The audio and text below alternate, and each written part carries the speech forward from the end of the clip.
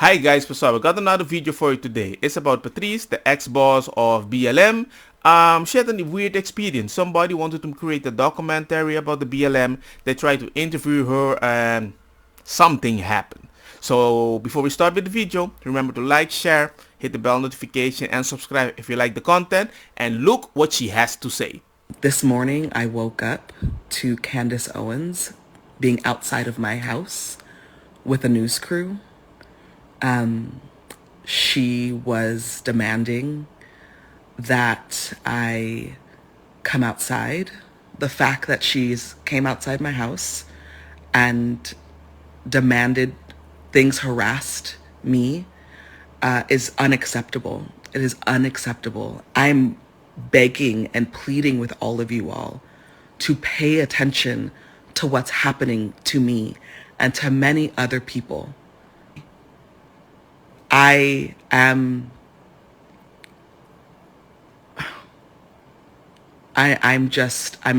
still in shock. I just really y'all, I really need my family to be safe.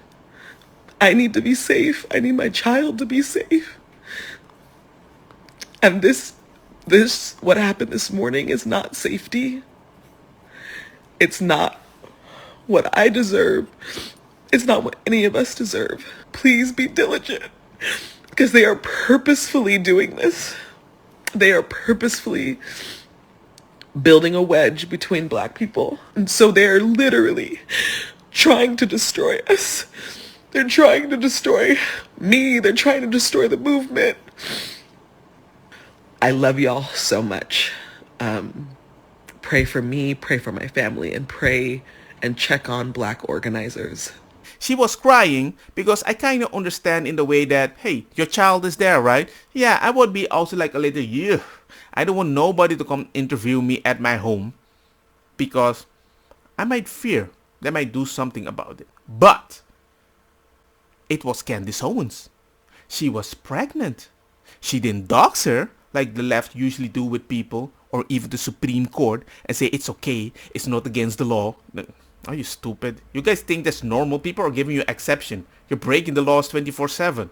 They didn't go there with a bunch of people screaming, wah, wah, wah, Trump, Trump, Trump. No, somebody just came, hey man, can I ask a few questions? They asked the security guard, and she's found out, and she was like, wah. I'm like, hey man, that doesn't make any sense.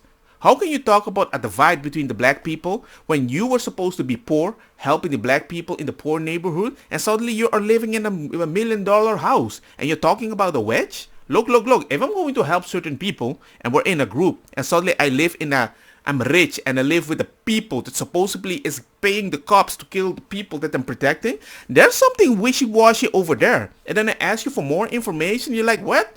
Why do you ask for them? Oh, you're attacking me. Wait. Cops, racism. Hey, come on, man. That doesn't make any sense. Let's see Candace Owens' perspective, because you can't be this defensive when you are complaining that people are making a wedge.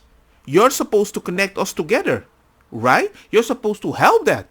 But you don't want to do that. You just want to blame the victim. And I think I know why. This is my anecdotal experience. If the wedge exists, the money exists. For her. Not for the Black people, because all the people in the BLM chapters on the other side, they even say, I don't see any money. Okay, so this is insane. In real time right now, I am watching Patrisse Cullors do a live claiming that I went to her property and demanded to speak to her. And she's, I only way I can describe it is she sounds like she's really scared. We're working on a documentary talking about all of the funding pertaining to Black Lives Matter. Obviously, we know that Patrisse and a lot of the founders purchased $1 million homes in white neighborhoods. They also purchased a Black Lives Matter property. So we went to the property and asked if there was anyone that we could speak to, very politely, by the way. We've got cameras in tow, so there's no way she can, it's all on camera. And we just said, is there anyone we can speak to? Nobody asked us to leave. The person went inside. It was just a white man that we saw outside that was providing security, which is super interesting because obviously Patrisse here is anti-police, and so she's, oh my God, I think she's crying on this live, pretending that she was harassed. We, like I said very politely to the guy, is there anyone we can speak to? My name's Candace Owens. We never went over the gate. It was just me ringing the doorbell, trying to speak to someone. He said absolutely nothing. He started just recording us, and we said, okay, if there's no one we can speak to, we're going to leave.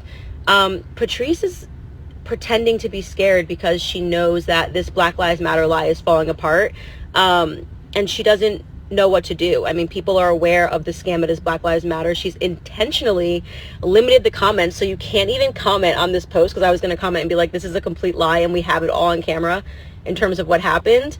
So what you are seeing right now is the face of a woman who is pretending she's afraid of right-wing pundits, when in reality she's being exposed as a fraud. So let me know, what do you think all these death threats that they say they keep getting, all the calls they keep getting and all this stuff, do you really think she is lying or not?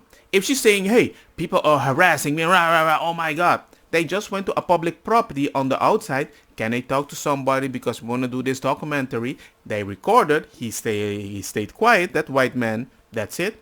Kind of weird, BLM protected by white cops, but they hate the cops. I don't understand this. And then you do a live that you're being harassed, as if people are screaming on the outside. They got everything on camera.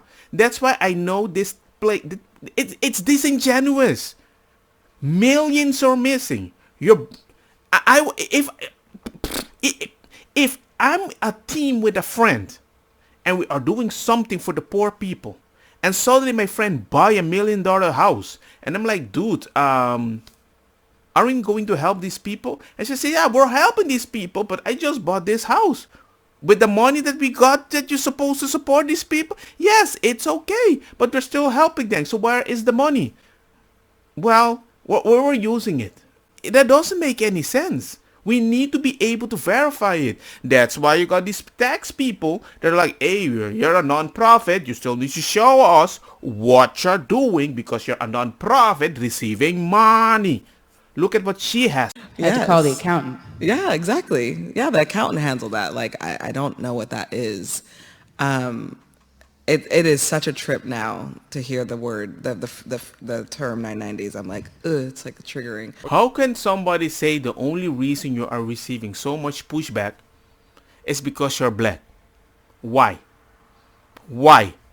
Everybody has the same thing. Everybody has to go through the same loophole. Maybe you're not used to going to a certain loophole because that is normal in specific society for specific people and specific culture. But maybe you don't understand the pressure and you think everybody is against you. I don't believe that. Because when I go do specific things in specific neighborhood, when I look behind me, I don't look for white people. I look for black people. You're gonna tell me I'm a racist. I'm like, why? I lived in a black neighborhood. I know how gangster it is. I know who is more prone in general to come and rob me. I'm not saying that I don't trust white people the same way I don't trust black people. It depends on the situation. It depends on the clothes. It depends on the bounce. I might be like, that's kind of weird. If I see a white guy, talking with a gangster accent, it's not that I don't like Jamaican. It's not always about races. It's just, I just thought about the movie. That's it. Oops, black on black crime. You're gonna complain about that too? But you get my point. It's just, it's the way things are sometimes. But the only thing you see is racism when you're living in $1 million house. It doesn't make sense, and I'm happy people are calling you out because this has to stop, because you're doing more damage to the people that need help. Because whenever certain white people go to help black people to do something, it's seen as something negative, as if they're trying to take advantage to get positive points. Why? Officially, Patrisse is culture appropriating the white people, right? The rich people, right? I don't care. I'm happy for her that she's doing great. But I'm not happy for her that she's using her emotions, she's guiding the information, she's strawmanning the conversation just to stay in power to justify what she's doing. Why did she disable the comment section? They had a comment for her though, which may be why she blocked it. Candace pregnant. Why are you crying? You're taking this a bit too far. I don't like Candace, but girl, I really felt bad for George Floyd. Even if I think he's guilty or not, nobody should go that way. Nobody should be calling for their mom. I didn't want to even watch the video because just by that context, I knew we had to do something. But the fact that somebody decided to be BLM, take it over and then shove it in our faces, destroy everything, label it in such a bad way that you now have white people going to black neighborhood, doing gangster stuff on the walls, and other black people are going to be like, yo, stop it. You're making it worse. You're destroying our neighborhood. You guys, you straw manned the whole battle to get moral points to look good. And I think that's really bad. But that's it. Let me know what you think. Because I'm not rich. And I'm happy it's imploding though. Because it will give poor people more of a chance. You know how much money they got and it disappeared? And they don't want to tell us where it is? Come on, brah. Don't get me wrong, makosa kita bong. Put the fire na mi blonde, kush, hash, purple, skunk, criollo, colombici, jam, jam. Turloqueta, verdetta, welcome. Then be the me at 2 initiativa.